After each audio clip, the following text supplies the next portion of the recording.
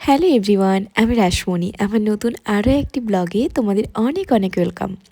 দিনটা ছিল 25শে ডিসেম্বর 2025। আমরা সবাই মিলে বেরিয়ে পড়েছি ঘুরতে যাওয়ার উদ্দেশ্যে। যেহেতু ব্যাঙ্গালোরে ছিলাম, তাই আশেপাশে যে সমস্ত ঘোরার জায়গাগুলো রয়েছে সেগুলো ঘুরেই নিয়েছিলাম। রামেশ্বরম থেকে আসার পরে আমরা সবাই ঠিক করলাম আমরা নন্দী হিলস যাব।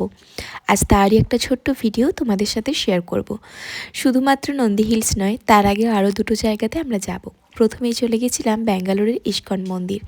মন্দিরে গেলে আমার ভিডিও ফটো এগুলো করার কোনো ইচ্ছে থাকে না। মন প্রাণ দিয়ে ভগবানের দর্শন করি, আর চারদিক ঘুরে আমার দেখতে ভীষণ ভালো লাগে। মন্দিরে গেলে আলাদাই আমার একটা শান্তি হয়। এইটুকু যে ভিডিও, এগুলো সব কিছুটা আমার দিদির ছেলে করেছে।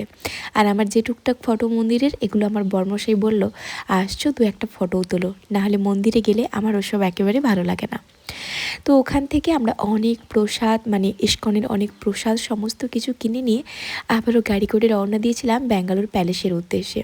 মানে এটা একটা রাজপ্রাসাদ টাইপস। তবে ভেতরে গেলে অনেক টাকা দিয়ে টিকিট কেটে ভেতরে গেলে সুন্দর সুন্দর জিনিস আর সামনে থেকে একদম ফটো তুলতে পারবে। তো আমরা ওখানে বেশ কিছুক্ষণ টাইম স্পেন্ড করলাম সবাই মিলে। তারপরে আবারও গাড়িতে করে রওনা দিয়ে দিই নন্দী হিলস যাওয়ার উদ্দেশ্যে। এই জায়গাটা দেখার জন্য আমরা অধীর হয়েছিলাম যে কখন আমরা পৌঁছবো। ব্যাঙ্গালোর প্যালেস থেকে বেরোতে বেরোতে আমাদের প্রায় অনেকটা লেট হয়ে গেছিলো। তাই আসার পথে আমরা একটা রেস্টুরেন্টে ঢুকে কিছুটা খাওয়া দাওয়া করে নিই। আর ওদিকে প্রত্যেকটা রেস্টুরেন্টে, মানে প্রায় রেস্টুরেন্টেই নিরামিষ, মানে ভেজ আইটেম ছিল। কোনো রকম কোনো চিকেন বা মাছ এসব কিছুই ছিল না। সমস্ত মানে রেস্টুরেন্টগুলোতে নিরামিষ আয়োজনই ছিল। তবে নিরামিষের মধ্যে ওখানে কিন্তু পেঁয়াজ রসুনটা পড়ে, মানে ওটাকে ওরা সবজি হয়তো ভাবে, বাট আমাদের এদিকে যেটা মানে নিরামিষ, মানে পেঁয়াজ রসুন কিন্তু আমিষের মধ্যেই পড়ে, বাট ওদিকে পেঁয়াজ রসুনটা নিরামিষ বা সবজির মধ্যেই ফেলে।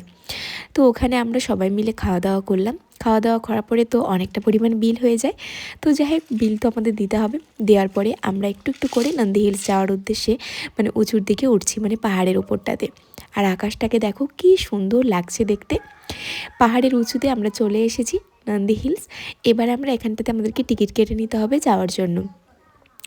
এর আগে যে দার্জিলিং গেছিলাম, যত জায়গাগুলোতে গিয়েছি টিকিট কাটার কিন্তু খুব একটা মানে কোনো ব্যাপার ছিল না, বাট এই নন্দী হিলসে এসে দেখলাম যে এখানে টিকিটগুলো কাটতে হচ্ছে। তো আমরা ওখানে সবাই মিলে আমাদের টিকিটগুলো কেটে নিয়ে আমরা হেঁটে হেঁটে এখন যাচ্ছি। তবে এখানে যে বিশাল বড় পাহাড় বা বিশাল বড় ভিউ বা কিছু সেরকমটা কিন্তু নয়, মোটামুটি। খুব যে একদম আমি বলবো না সেটা, মোটামুটি ভালো। আর আমার হাতে যে ছোট্ট ব্যাগটা দেখতে পাচ্ছ, এটাতে আমার ছোট ছোট কসমেটিক্সগুলো ছিল। তো সেই জন্য ব্যাগটা আমি গাড়ির মধ্যে রাখিনি। আর ছোট্ট একটা জলের বোতলও ছিল সাথে, ওটা আমি কাছে রেখেছিলাম। তো চলো, নন্দী হিলসে উঠেই প্রথমে চলে এসেছি, যেটা একটা ঝিল বলে না, এটা কী বলে আমি জানি না। এর মধ্যে অনেক বড় বড় মাছ রয়েছে, আর আমি দেখতে পেয়েছিলাম ওই লাল মাছ। তো সেটাই তোমাদেরকে চলো জুম করে একটুখানি দেখাই। তবে এটার মধ্যে সেরকম কিছু ছিল না। আর এর যে ভিউ পয়েন্টটা, সেটা আমার মনে হয় একদম সকালবেলা আসলে হয়তো ভালো দেখা যায়, আমি জানি না। আমরা যখন আসি তখন খুব একটা ভালো করে সেরকম কিছু দেখা যায়নি, তবে বেশ কিন্তু ভালো ভিড় ছিল। আর এই গাছটা ভীষণ সুন্দর লাগছিল। অ্যাকচুয়ালি পাহাড়কে কাছ থেকে যতটা না দেখতে ভালো লাগে, দূর থেকে কিন্তু তার অপরূপ মানে সৌন্দর্যটা বেশি ভালো লাগে। এই যে দেখো কত সুন্দর লাগছে দূর থেকে, কিন্তু যত কাছে যাই তত অতটা ভালো লাগে না। দূর থেকেই কিন্তু এগুলো বেশি সুন্দর লাগে দেখতে।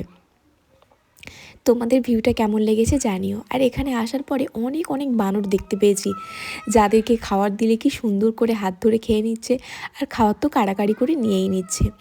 তো এখানে না একটা ছোট্ট মন্দির ছিল একদম উঁচুতে। এখান থেকে ভিউটা বেশ সুন্দর লাগছিল। উঠতে উঠতে তো আমার একদম হাত পা কনকন করছিল। এই দেখো ভিউটা জাস্ট ওয়াও লাগছিল, ভীষণ সুন্দর লাগছিল। আর আমার তো বেশ ভালো লেগেছিল। তো যেহেতু এর আগে আমি অনেকগুলো পাহাড় মানে আমার ঘোরা হয়ে গিয়েছে, তাই সেগুলোর মতো অত উঁচু নয়, তবে বেশ ভালো। আর এই জায়গাটা ভীষণ ভালো লাগছিল, তবে এটা ঘেরা ছিল আর খোলা রাখাটাও সম্ভব নয়। এখানে দাঁড়িয়ে আমরা অনেক ফটো তুলি, আর দৃশ্যটা বেশ কিছুক্ষণ ধরে সৌন্দর্যটা উপভোগ করছিলাম।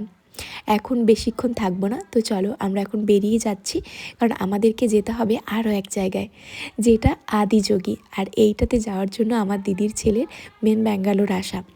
এখানে বর্মশাই বানরকে ডেকে চুপ করে দাঁড় করিয়ে দু হাতে দুটো করে বিস্কিট দিল। বানরও খুব সুন্দর কথা শুনে দাঁড়িয়ে হাতে করে দুটো বিস্কিট নিয়ে চলে গেল। চলো আজকের ভিডিও এটুকুই, টাটা।